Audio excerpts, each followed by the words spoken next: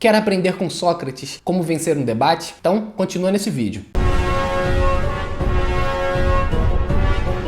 Fala galera, está começando mais um Gestão à Vista, um canal que fala sobre gestão de pessoas, filosofia e mitologia aplicada à gestão. No vídeo de hoje nós vamos falar sobre dialética socrática, o maior argumento que Sócrates tinha para vencer os seus debates. Esse é o segundo vídeo no canal sobre a história de Sócrates. O primeiro vocês podem ter acesso aqui acessando o card. Primeiro, para começar o assunto, nós precisamos entender o que é dialética. A dialética ela tem alguns conceitos diferentes dependendo da sua análise, mas o principal conceito da dialética é o debate e a oposição de ideias.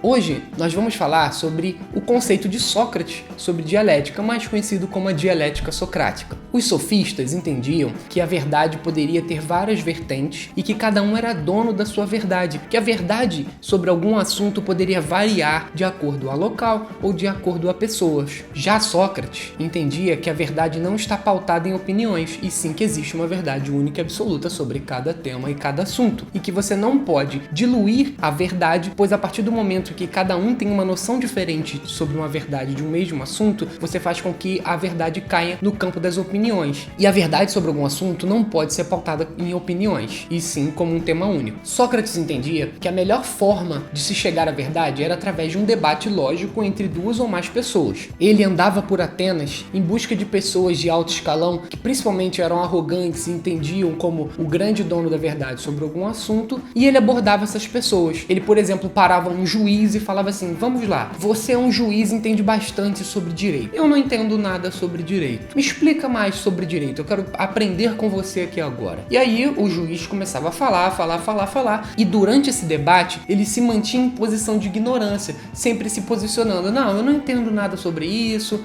só sei que nada sei, que é uma das maiores frases dele, talvez a maior frase dele, e ele se posicionava sempre na retranca, sempre para trás, sempre se colocando em formato de ignorância. Olha, eu não entendo o que você está falando, você é um juiz, você entende, então me explica aí. E ele ficava condicionando o debate a se colocar de forma defensiva e o outro se colocar de forma ofensiva. A partir do momento que ele se posicionava dessa forma, ele condicionava o outro a falar muito mais do que ele. E ele entendia que em um debate, quem fala mais tem mais oportunidade de errar. A partir do momento que você erra, você se coloca em uma posição ruim de debate e prova que você não entende tudo sobre aquele assunto. Então ele fazia argumentação com outra pessoa, ficava na dele, se posicionando em ignorância, e o outro ficava falando tudo sobre o assunto. Quando a pessoa errava, ele começava a se posicionar. Vamos lá, você acabou de cometer um erro, isso aqui é assim, e ele fazia correções sobre o que a pessoa acabou de falar. A partir desse posicionamento, ele conseguia fazer com que o seu opositor no debate entendesse que não conhece tudo sobre o assunto. E a partir daí, ele conseguia de forma mais harmoniosa,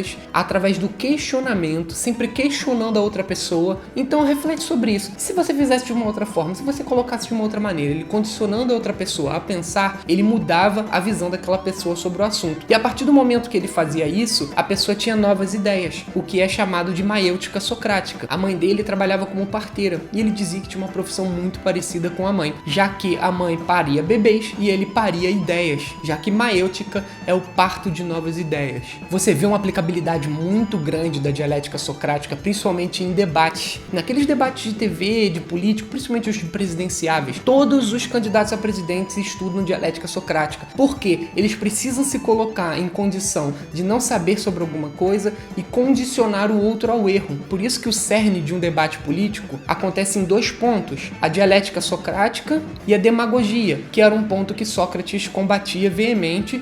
Eu explico isso lá no outro vídeo que eu já fiz sobre Sócrates. Ele faz com que você, dentro de um debate político, ataque o seu opositor para fazer com que ele se coloque em uma posição ruim, onde ele erre o que está falando, erre sobre alguma informação, ou você exponha um erro dele. E um fato de ser um debate que principalmente você tem perguntas e respostas, na réplica, tréplica, você tem sempre condicionado a fazer uma pergunta, eles usam essas perguntas para colocá-lo na mesma condição onde Sócrates condicionava. Só que naquele caso, ele não quer fazer o outro político mudar de ideia ali na frente de todo mundo. Ele quer fazer com que todas as pessoas repensem sobre as ideias que aquele político acabou de apresentar. No dia a dia da sua vida e do seu trabalho, você dificilmente vai conseguir colocar uma ideia na cabeça de alguém de uma forma tão incisiva. Você chegar a pessoa e falar: olha, isso não é assim que funciona. Então você utilizar a dialética socrática para vencer uma argumentação, ou durante um feedback, ou mudar o conceito e a ideia de alguém sobre algo, é uma forma muito inteligente de se fazer. Você colocando a pessoa na condição, sempre questionando o porquê de cada ação e cada ideia da pessoa. Por exemplo, questionando a pessoa o porquê que ela tomou aquele tipo de atitude e baseada em que ideia. Às vezes a pessoa errou no conceito geral, mas na cabeça dela, ela entende a verdade de uma forma diferente, assim como os sofistas faziam, e se baseia nisso para poder criar a própria defesa. E aí você, em vez de você tentar dizer para ela que ela tá errada e ponto final, você utiliza de uma outra forma, você começa a gerar questionamentos. Você fala com ela da seguinte forma: olha, por que você agiu assim? Aí ela vai falar: olha, por causa disso, disso, disso. Mas tem certeza que isso é certo? Aí ela vai falar: tenho certeza que isso é certo. Mas se uma outra pessoa fizesse isso, dessa mesma forma igual você fez num outro conceito aqui, seria certo? Não. Então por que para esse conceito e para esse outro conceito? Então por que nesse conceito e nesse conceito a verdade muda? Por que aqui tá certo e aqui tá errado? Você vai condicionando a conversa a mostrar a ela de uma maneira mais sutil de que ela tá errada e parir novas ideias, suavizando o seu feedback e tendo um melhor desempenho e aproveitamento enquanto gestor.